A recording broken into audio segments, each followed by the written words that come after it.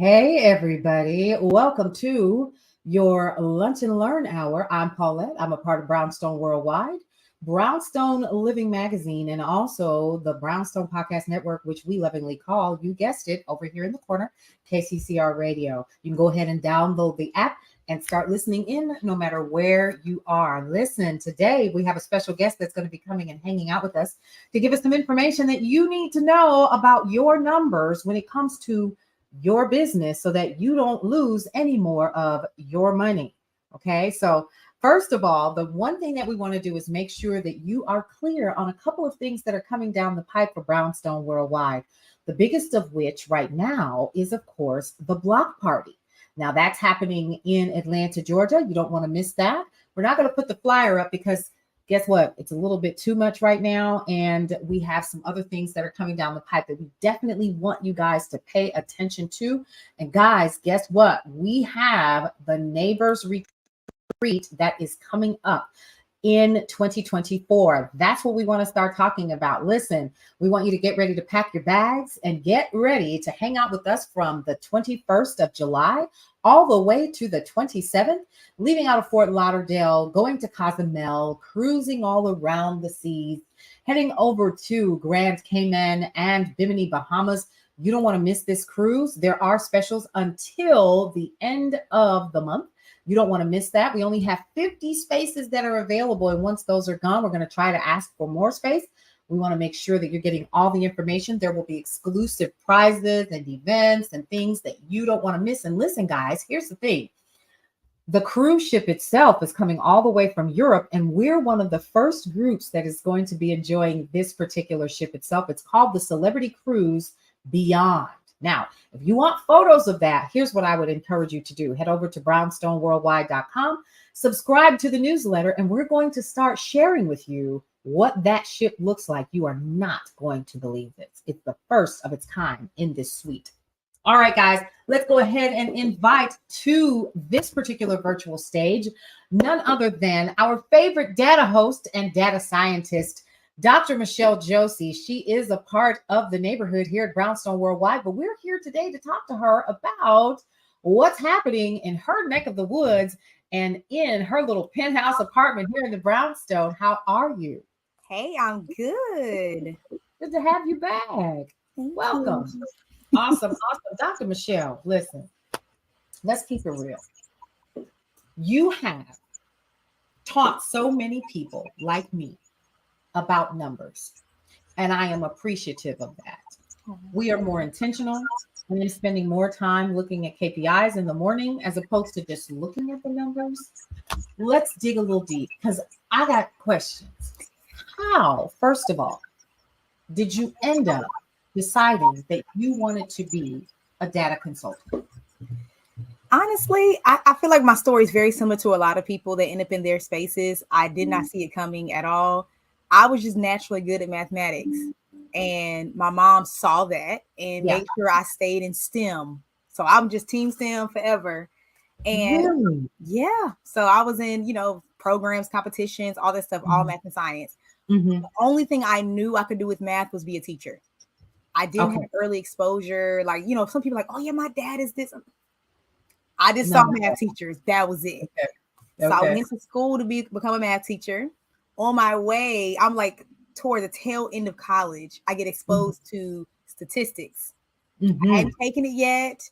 I had to move it around with my schedule, and I was glued. I was like, oh my gosh, this is it. Y'all, that was my nerdy moment. And most people like, oh, I hate statistics. I loved it because it was so cool to me because I was stuck in a space where it was like a lot of abstract things. I'm not an abstract person. I didn't like a lot of part of English because I don't get the symbolism. I don't get it. Show me the real stuff. You know what I'm saying? Okay, got you. Understood. Yeah. Okay. So it was so cool. I could, people could answer questions with it. Like, and I didn't know at the time it was called data-driven decisions, but I'm like, this is really dope. Went to school, back to school, got my master's in it. And, I taught for a little bit and I became a data scientist along the way. And in that time of learning and growing and then getting to corporate America, I was like, and then become an entrepreneur. I'm like, a lot of people don't know this. Like, Yeah. they don't know what it means to make data-driven decisions. They don't even know how much power is in it. Like, they don't really know how the big boys play. And so I was like, you know what? Let me be someone that can bring it back to my community, bring it back to other small business owners, so they're not always the last to know, or like trailing behind these large businesses just because like they're just, they don't know what they don't know. Yeah. So I'm going to put this out here. And of course, I think, I like to kind of float a little bit when I interview. So you said something that's really interesting. They just don't know. So let's talk about Papa Diddy Daddy and Mimi Shaw. We're just going to give them names, who has a chicken shack. Mm-hmm. Should they be looking at their numbers? Absolutely. Okay. First of all, restaurants, mom and pop shops, think about that, go out of business so fast. Yes. And a lot of times they do because they started with a passion. I love to cook. I want to feed my neighborhood. I want to sell my unique pieces. Passion, they love it. And it's so much passion and love on this side, they completely forget about the business side. And a part of running a successful business is knowing your metrics. Because something is, I remember an episode of the Steve Harvey Show. And it was a mom and a son, or mom and I think it's a daughter, son or daughter. Yeah. And she was saying, like, the daughter was saying, mom keeps giving away meals. Like, she's so nice. And but it's like, she don't understand. We have to pay bills too. This is not like a charity. We want to be a blessing, but we still have to run a business. Like, we can't keep the doors open just doing that. And so that happens a lot in business. We love it. We're passionate. We want to help. Same thing in nonprofits, but we forget about the business side. Okay. And so the reason why I brought them up is because one of the things that I have witnessed just recently, there was a local business here, been in business 36 years, African-American owned, and they're going out of business because they didn't have enough customers. I don't think it was that they didn't have enough customers. Something was awry because there's always a line out their door. And so I'm thinking about the Papa Diddy Daddies and the Mama Shaws, who have an amazing concept for their business or whatever. Can you tell us what are some of the basic things that a small business can do to just look at their numbers? Should they be looking at them daily? Should they be looking at what's in their cash register? How can they start really simple to stay on task? And what do they do with that information once they look at it? What are they looking for? Yeah, so I would say, daily if you can, but if you can't, if that's too much, a couple times a week. Definitely looking at how much money you're bringing in and how much money is going out. Now, some of those totals you may not know on a daily basis, but at least, if you have to trail a month, then that's fine. But you need to be able to sit down and look at all of your expenses that went out the door and all the income that's coming in, because just like if you had a personal budget, was coming in more than what's going out. So that's a very simple thing that almost anybody can do, whether you counting on a calculator or you put in an Excel sheet. You need to be able to count what's coming in and what's going out.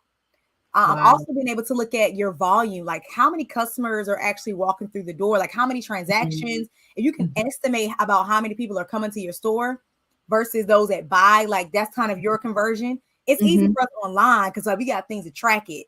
But if you kind of do your best to kind of track how many people are coming in, your foot traffic versus those that are actually buying, you can start to understand, like, okay, we've having people come in the store, but they're actually not buying anything. Maybe we should ask, like, why people aren't buying. So those are just simple metrics that you can do without a lot of fancy technology, especially for those that maybe are the older mom and pop shops and they don't have a lot of tech. Maybe don't have a lot of young people to help them with the tech. Very simple things you can do. Because once you get those metrics in your face, okay, like we need to make more money. We got people coming to the store, they're not buying. Maybe we should try a sale. Maybe we should do samples. Like you start to get creative about trying to improve this number. But if you never see it, like it's hard to have that conversation. Absolutely. I agree with that 100%. So listen, curious about one thing. The new businesses. Let's talk about them. So we're all online now. And one of the things that you and I have talked about before is how my company, Brownstone Worldwide, we get up in the morning. First thing we do before we do any kind of work, before we talk about sales or anything, and we're getting better, is what did we do? Right? So how are our Google Analytics? What about our AdSense? How are we doing in those numbers? What did we? So when we're new and the overwhelm has gotten you, because here's the thing, it's overwhelming. It's so much, especially when it's one person that's running the business or maybe two or three.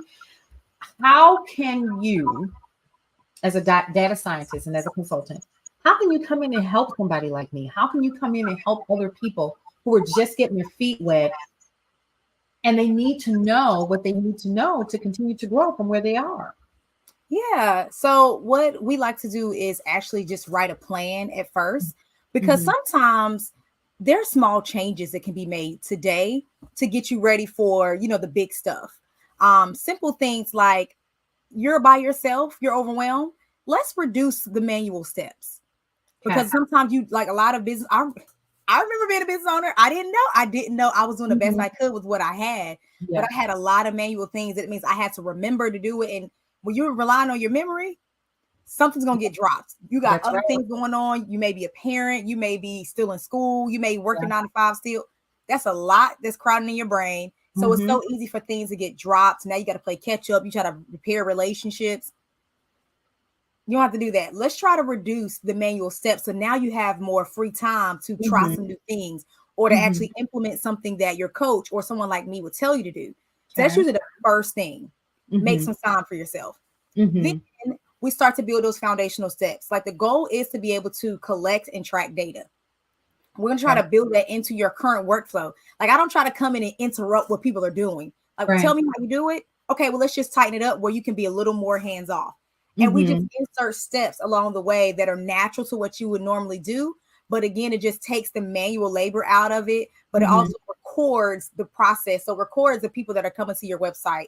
You get to record your sales calls, so you get to see those conversions, like all the different things. So that way, when it's time, when you get all the data that's actually churning in, now we can start to look at those metrics. Now we can build some type of model that can help improve whatever. So, but it starts with those very small steps. Okay. Got it. And so hypothetically, this is not me, but I don't think I need that. We've been doing fine all these years. We still doing good, right? Bills paid, lights on. I still got my 3 little employees and the fly tape with the 3 little flies still on the wall, right? And we're still doing okay. Why do I need a data scientist or a consultant to come in and to tell me how to run my business? Usually when people say we're doing fine, they may or may not have broken 6 figures in profit. Because when you have a goal, when someone comes in that can help, you at least want to lean an ear in to see, like, is this something I should do some research on? But if you're quick to shut it down, you're probably really not as doing as good as you say you are. So that's one. So 2, if you have not hit 6 figures or at least 6 figures in profit, because even we know 6 figures and 6 figure in profit is 2 different things. 2 different things. Yep. You might. I mean, some of us might just need to go back to 9 to 5 the way you profited. You know what I'm saying? But if you aren't hitting your goals, or maybe you don't even have a big goal. If for those listening, if your goal is not 250K, make it that. Do what you have to do to get there at the minimum, and then keep going to the moon because it's possible. Right. But if you have that goal and you have not been able to do it on your own, all it takes you just be open-minded to see and hear what someone has to say. What I'm usually getting people to do is take something they can naturally get or already have, or get for very cheap or free, and they'll try to use that to make you more money. So it's not trying to like come in and reinvent everything you're doing.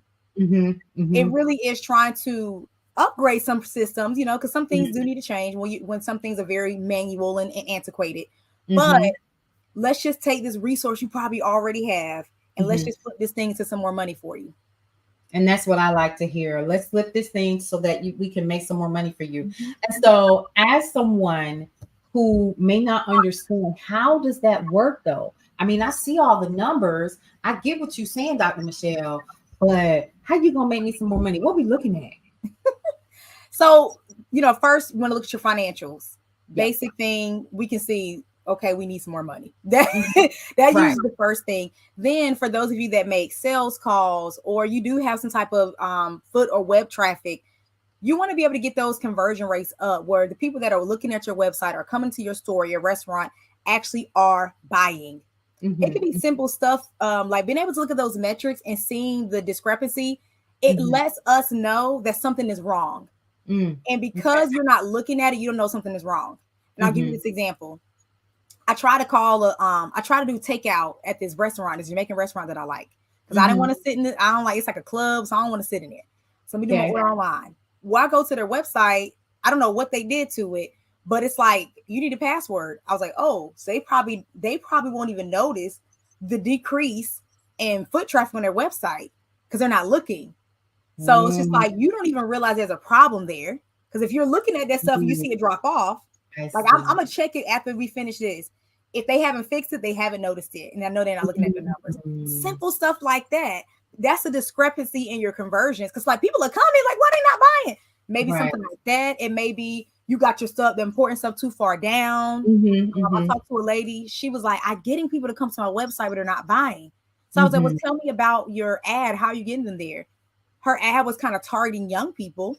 But the stuff that she sold really didn't suit them or fit them. So it's just those numbers let us see discrepancy so you can put a plan in action. So it's just a lot for people like me, it's obvious. I'm like, oh, we just need to, change your ad to actually fit the demographic. Oh, move that to the top of the page. So a lot of times it's really not, it seems hard what I do.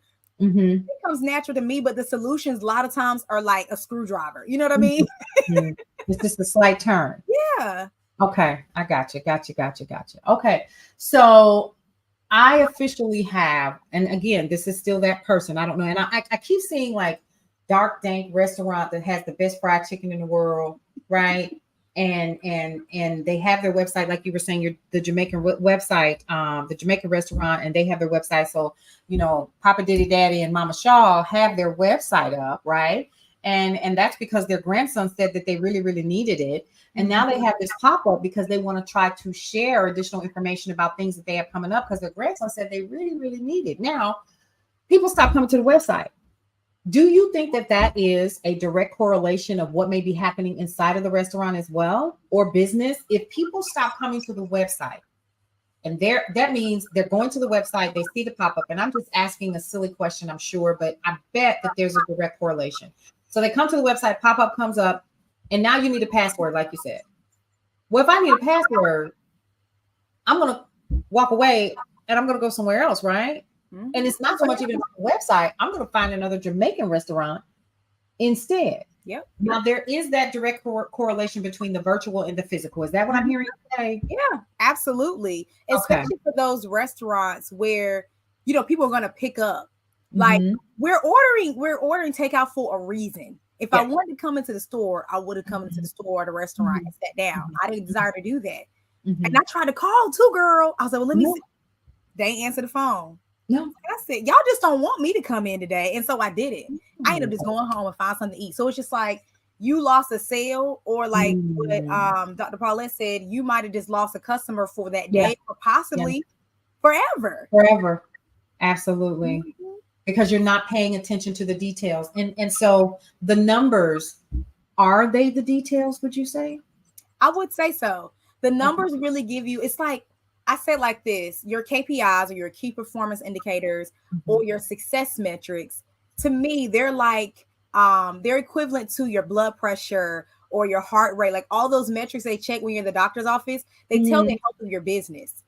So if you want to have a healthy business, you need to be able to look at those metrics to see that. Otherwise, we out here just, floating. And it's just like 2 years later, I have this condition. Well, if you would have went to the doctor, they could have told you and you could have did something about it. Same way with a lot of businesses.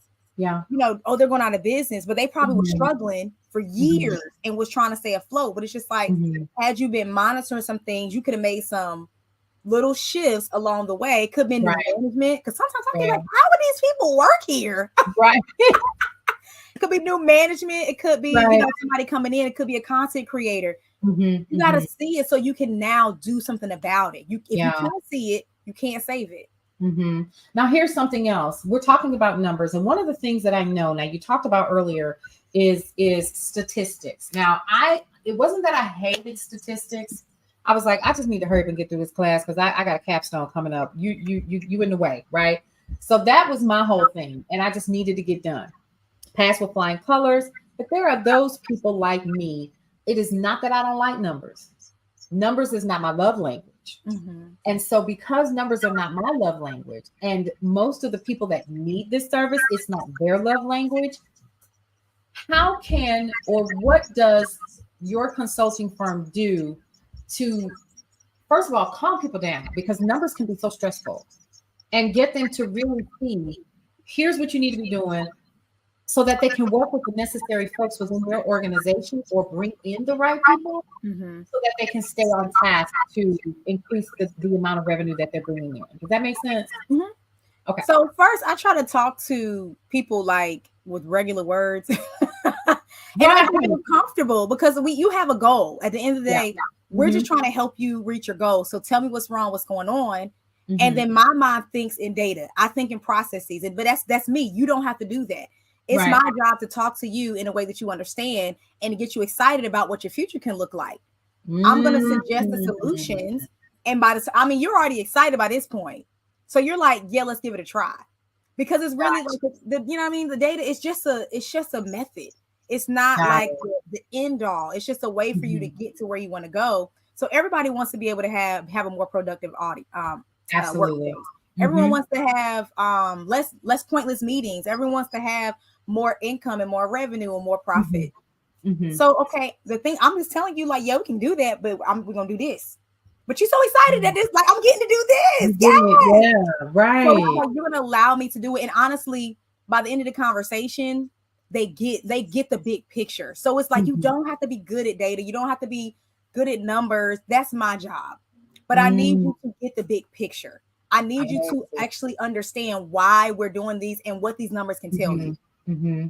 I love it. I love it. Thank you. See, guys, for those of you all who are watching this, please, if I were you, I would already be taking notes so that you can get in touch with Dr. Michele and what she has to offer. And the name of your company, let's talk about that. It's Mogul Beginnings. Is that right? Yep. MOGUL, Mogul Beginnings. Yep, Mogul Beginnings, because this is the beginning of so many of us becoming moguls, that we have to have somebody in position to help us get there. And we have to be diligent about the basic things. Is this basic or not? For a business owner, if you are calling yourself a business owner, if you are in business, yes, these are part of the basics. Okay. If you want to play with the big boys, you want to get there, you cannot have a productive or serious conversation without knowing your metrics.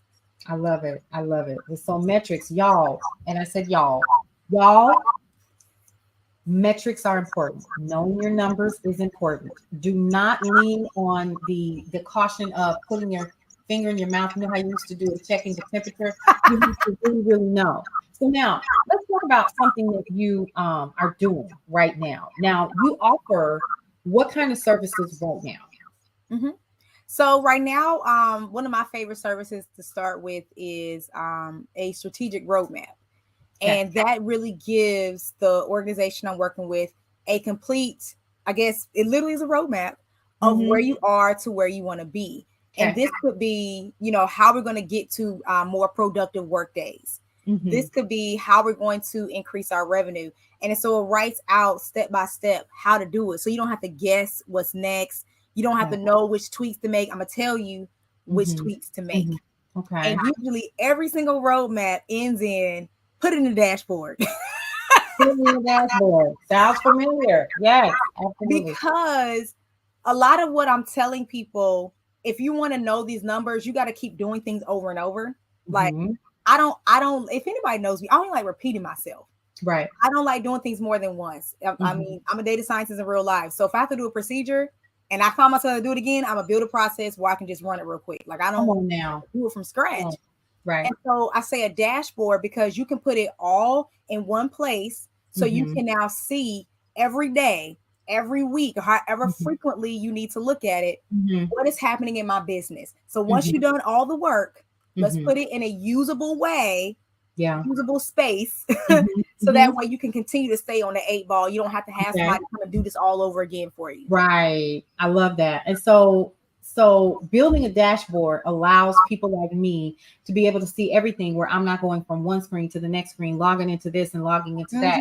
All of that is either transposed or input so that everybody that needs to see the data at one time can. Yep. So now, curious, when you are doing that, we're talking about income, the flow, the ebbs and flows of the business. And so you're able to, as a data scientist, you're able to see the patterns. Is that right? And so based upon that, you can literally help someone through each quarter of their year with their business. Is that what I'm hearing? That's beautiful. That's oh my goodness. See, that's the beautiful part about a dashboard, is that you even use, and I don't know if you meant this context, but that's the way I heard it. Every business has ebbs and flows. Yes. And so being able to put it in a place where you can see it, where it's no longer just, I think, it's kind of like, our sales usually down. Well, but how much? Now you can see, put it in your face. And it's like, okay, well, why don't we try something different in the month? If summer is usually down, my pastor calls it a summer slump, because people going on vacation. They ain't studying the little stuff right now. They're not. At Disney World, they're traveling. Right. Well, what can we try to do to beef up the summer slump? And that's when you get to actually try something and you get to see in real time, like, okay, is it working? Okay. Maybe let's try it again on our next slump. So that's what I love about the dashboard. It's like you become the expert. After a while, you're not even gonna be studying Dr. Michele. Right. You would love it. Like, that's the thing. Once you like understand what data is, how it works, you become your own expert, and it gamifies it for you. Like, how can I do myself? We did this last quarter. How can I do better this quarter? Or typically in Q2, we do this. Let's try this and see if we can get better. So you get to gamify it for yourself. So it's no longer me telling you how important this is. You see it and you start to take action on your own. I see. And so at any time, do you make suggestions to businesses and say, well, you really should be focusing on this, or you allow them, or you move out of the way and say, unless of course they ask, you move out of the way and you say, all right, y'all, here's your data. There you go. Because if it were me, and it has been in the past, you look confused when you're looking upside the wall and you don't know if you need to fry 5 pieces of chicken wings today, or you know what I mean? Yeah. So I always give the option to keep me around, just because it can be, maybe it's a change. We were just talking about change when we first got on the call together, but change can be overwhelming. And so you got to, give it time to settle in. And I can be there. Wow, because it's changing the culture of your business. It is. It's changing the culture of your organization. Becoming a data-driven organization is so new for a lot of companies, even old companies. Like, I'm not talking about, everyone thinks of like the Google, the Meta. Okay, yeah, that's what they do. But for a lot of established organizations, even the company that I work for, I was shocked that they weren't further along with this like data stuff. But many of these companies don't go into business for data. Like, they go into business to do this, you know what I'm saying? So they're not thinking about recording and tracking and all that stuff. So it's fairly new, but it really is a paradigm shift. And so I don't want to give you this nice, shiny object, and it looks nice, it sounds nice, but because you don't know how to do it, how to work it, what you're looking at, you never use it. No, I will be there if you need me to walk you through or train the person that, needs to do that. Yeah. Because it's like, you may not always need a Dr. Michele. You may want to hire somebody. Yeah. Or you already have someone. It's just like they need to add a little bit more. You want to add a little bit more to the responsibility. I can be there to do that, because I don't want to give you something that you can't use. Like, I want that transformation. Absolutely. I love that. See, that is so important. And I love the fact that you're willing to, stick around, I'm sure, for a nice retainer fee. I will stick around for a retainer fee just for you.